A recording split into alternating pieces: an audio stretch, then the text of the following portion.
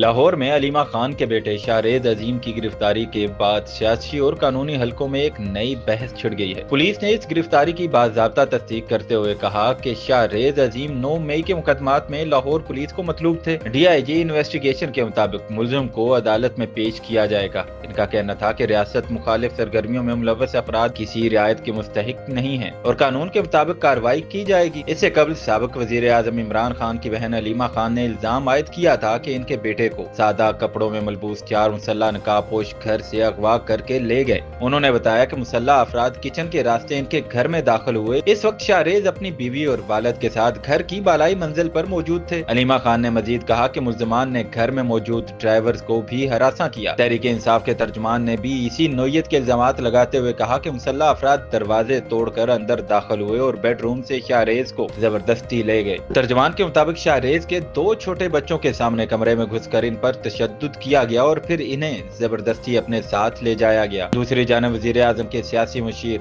رانا ثناء اللہ نے بیان دیا تھا کہ لاہور پولیس چیف نے گرفتاری کی تردید کی ہے، تاہم اب پولیس کی طرف سے باضابطہ تصدیق کے بعد معاملہ مزید واضح ہو گیا ہے کہ علیمہ خان کے بیٹے کو قانون کے مطابق حراست میں لیا گیا ہے۔ انہیں عدالت میں پیش کیا جائے گا۔ یہ پیش رفت ایک ایسے وقت میں سامنے آئی جب 9 مئی کے واقعات کے مقدمات پر کارروائی کے حوالے سے حکومت اور اپوزیشن کے درمیان شدید اختلافات جاری ہیں۔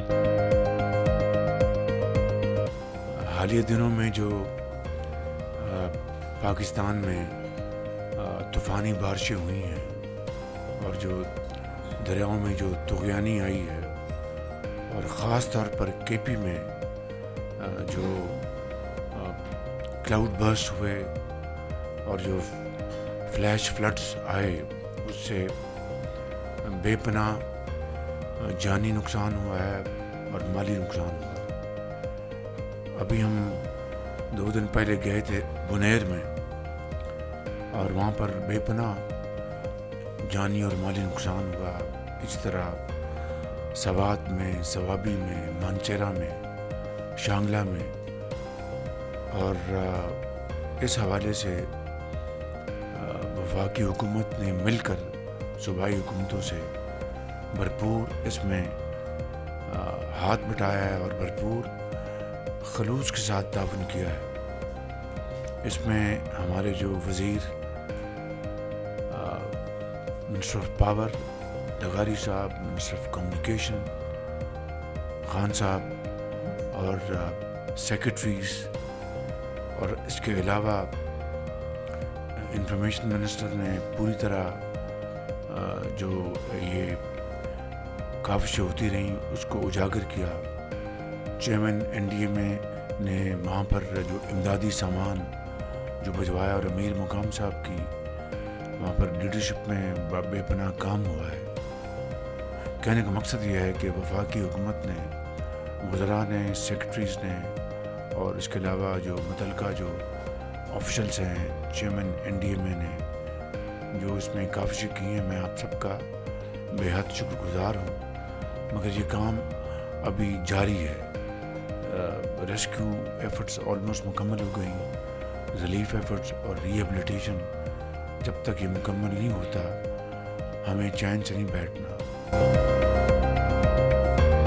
گلگت بلتستان کے ضلع غیزر میں گلیشیئر پھٹنے کے بعد شدید سیلابی صورتحال نے ایک بار پھر علاقے کو اپنی لپیٹ میں لے لیا ہے۔ کئی دیہات زیر آب آ گئے ہیں جبکہ گاؤں روشن کی پوری آبادی محصور ہو کر رہ گئی ہے۔ مقامی حکام کے مطابق درجنوں افراد سیلاب میں پھنس گئے تھے، جن میں سے 50 سے زائد افراد کو ریسکیو کیا جا چکا ہے۔ حکومت گلگت بلتستان کے ترجمان فیض اللہ نے کہا کہ قدرتی آفت کے نتیجے میں لوگوں کو شدید مالی نقصان اٹھانا پڑا ہے، تاہم خوش قسمتی سے کسی جانی نقصان کی اطلاع نہیں ملی۔ فیض اللہ کے مطابق غیزر گوبس کے علاقے تالی داس میں گلیشیئر پھٹنے کے بعد دریا کا بہاؤ رک گیا ہے، جس کے باعث ایک جھیل کی صورت پیدا ہو گئی ہے اور متصل دیہات کو مزید خطرات لاحق ہیں۔ وزیر اعلیٰ گلگت بلتستان صورتحال کو ذاتی طور پر مانیٹر کر رہے ہیں تاکہ نقصان کو کم سے کم رکھا جا سکے۔ ضلعی حکام کے مطابق گلیشیئر کے پھٹنے سے شدید لینڈ سلائیڈنگ بھی ہوئی ہے، جس نے دریائے غیزر کا بہاؤ مکمل طور پر روک دیا ہے۔ اس صورتحال کے نتیجے میں کئی بستیاں متاثر ہو رہی ہیں اور ماہرین نے خدشہ ظاہر کیا ہے کہ یہ صورتحال کسی حد تک عطا آباد جھیل کے سانے سے مشابہت رکھتی ہے، تاہم فی الحال کسی جان کے ضیاع کی تصدیق نہیں ہوئی۔ انتظامیہ کا کہنا ہے کہ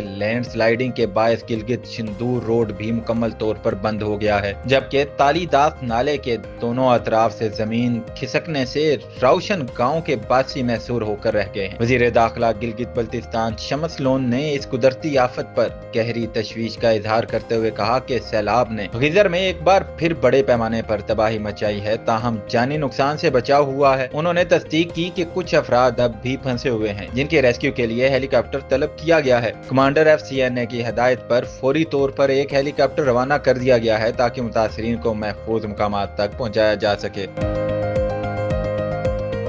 चीन के वजीर खारजा वांग यी अपने आला सतही वफ़द के हमरा पाकिस्तान के दौरे पर इस्लामाबाद पहुंचे, जहां उन्होंने army chief field marshal Asim Munir और वजीर आजम शहबाज शरीफ से अलहदा मुलाकातें की। इन मुलाकातों में दो तरफा ताल्लुकात को मजीद मुस्तहकम बनाने, खित्ते में अमन व इस्तेहकाम के फरोग और बाहमी ताउन बढ़ाने पर इत्तफाक किया गया। पाक फौज के शोबा ताल्लुकात आमा के मुताबिक चीनी वजीर खारजा और आर्मी चीफ के दरमियान होने वाली मुलाकात में इलाकाई सिक्योरिटी, इंसदाद दहशतगर्दी और बाहमी दिलचस्पी के अहम अमूर पर तफसीली तबादला ख्याल किया गया। दोनों जानब से इस अज़्म का इयादा किया गया कि पाकिस्तान और चीन हमा मौसमी स्ट्रेटेजिक शराकत दारी को मज़ीद तक़वियत देंगे और इलाकाई और बैनुल अक़वामी फोरम्स पर एक दूसरे के साथ ताउन बढ़ाएंगे। इस मौका पर चीनी वज़ीर खारजा ने पाकिस्तान की तरक्की और खुद मुख्तारी के लिए चीन की मुसलसल हमायत जारी रखने के अज़्म का इजहार किया, जबकि army chief field marshal Asim Munir ने चीन की देरीना हमायत पर शुक्रिया अदा करते हुए कहा कि पाकिस्तान खित्ते में अमन व इस्तेहकाम और खुशहाली के लिए चीन के साथ करीबी ताउन जारी रखेगा। इससे कबल वजीर आजम हाउस में चीनी वजीर खारजा की वजीर आजम शहबाज शरीफ से मुलाकात हुई, जिसमें army chief field marshal Asim Munir, नायब वजीर आजम इसहाक डार और वफाकी काबीना के दीगर अरकान भी शरीक थे। वजीर आजम ने कहा कि चीन ने हमेशा पाकिस्तान की तरक्की और सलामती के लिए बेमिसाल किरदार अदा किया और पाकिस्तान अपनी स्ट्रेटेजिक शराकत दारी को मजीद मजबूत बनाने का ख्वाहां है। शहबाज शरीफ ने सदर शी जिनपिंग